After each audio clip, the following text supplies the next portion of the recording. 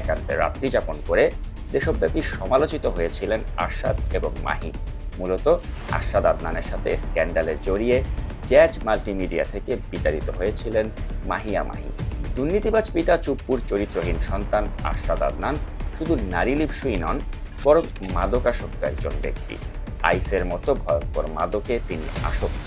তাছাড়া পিতা রাষ্ট্রপতি হওয়ার সাথে সাথেই সাকিব খানকে সাথে নিয়ে কোরবানির ঈদে প্রিয়তমা নামের একটি চলচ্চিত্র মুক্তির ঘোষণা দেন প্রযোজক আরশাদ আদনান।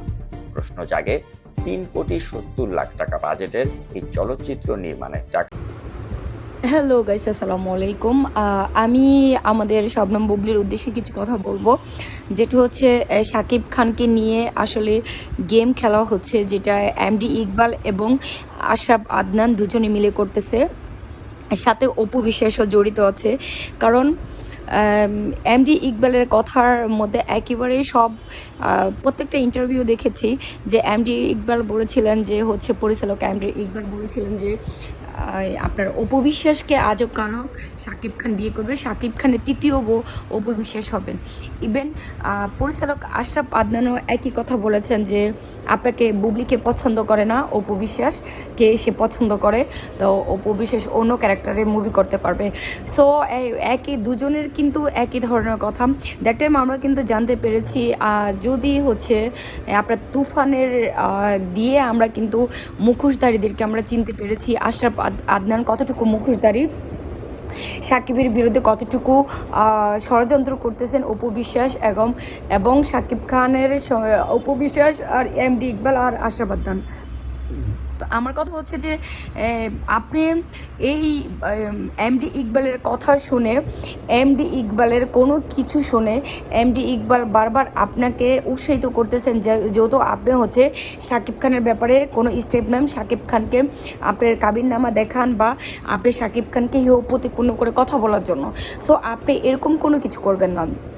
দেখেন, আশরাফ আদনানের মুখোশের আড়ালে যে চরিত্রটা, সেটা কিন্তু একেবারে বের হয়ে চলে আসছে। আমরা অলমোস্ট আশরাফ আদনানের একটা নাগরিক টিভি মানে ওনাদের ইয়ের মধ্যে দিয়ে আশরাফ আদনানের একেবারে সব ধরনের কথাগুলো ফাঁস করেছেন আমাদের কাছে। অবশ্যই আমরা সেই ভিডিওর একটু ক্লিপ দিয়েছি। তো মাহিয়া মাহির সাথে আশরাফ আদনানের অনৈতিক একটা সম্পর্ক ছিলেন, যার জন্য মাহিয়া মাহিকে একটা ইয়ে থেকে বের করে দিয়েছেন। তো সব মিলিয়ে হচ্ছে আশরাফ আদনান তেমন একটা ভালো মানুষ নয়, সেটা শাকিব খান বুঝতে পারে না। শাকিব খান তাকে বন্ধু হিসেবে ভেবেছিলেন, কিন্তু সেই শাকিব খানের ভিতরে সুই হয়ে ঢুকেছিলেন কুড়াল হয়ে বের হওয়ার জন্য, কারণ আপনাকে আলাদা করার জন্য, যেটা শাকিব খান বুঝতে পারে না।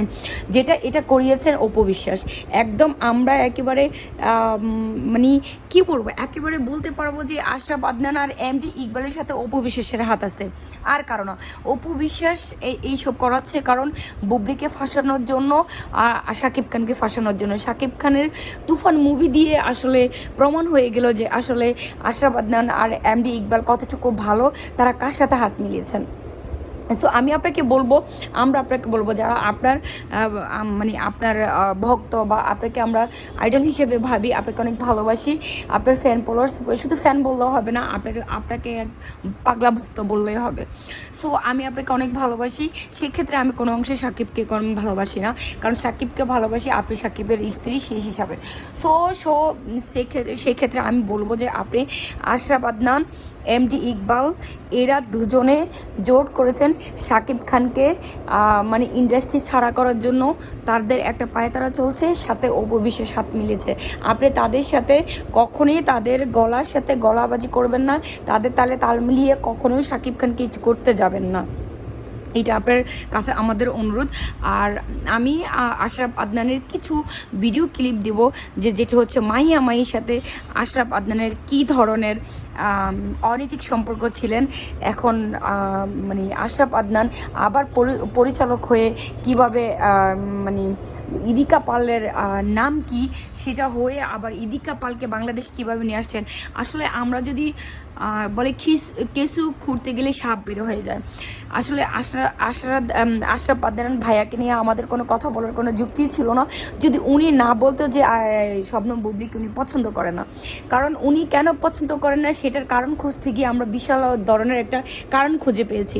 তো আসলে আমি আবারও বারবার একটা কথাই বলবো যে আপনি শবনম বুবলি আপু আপনি হচ্ছে একেবারে এমডি ইকবাল আর হচ্ছে আপনি আশরাফ আদনানের কোনো কথা শুনবেন না, ওদের সাথে হাত মিলিয়েছেন অপু বিশ্বাস। আর শাকিব খানের উদ্দেশ্যে একটা কথা বলবো যে পিছন থেকে ঘাইমার সে কখনো বন্ধু হতে পারে না। আপনি অপু বিশ্বাসকে বয়কট করেন আর তাদের অপু বিশ্বাসের সাথে হাত মিলিয়েছেন আশরাফ আদনান আর হচ্ছে এমডি ইকবাল, এটা কিন্তু মাথায় রাখতে হবে আপনার।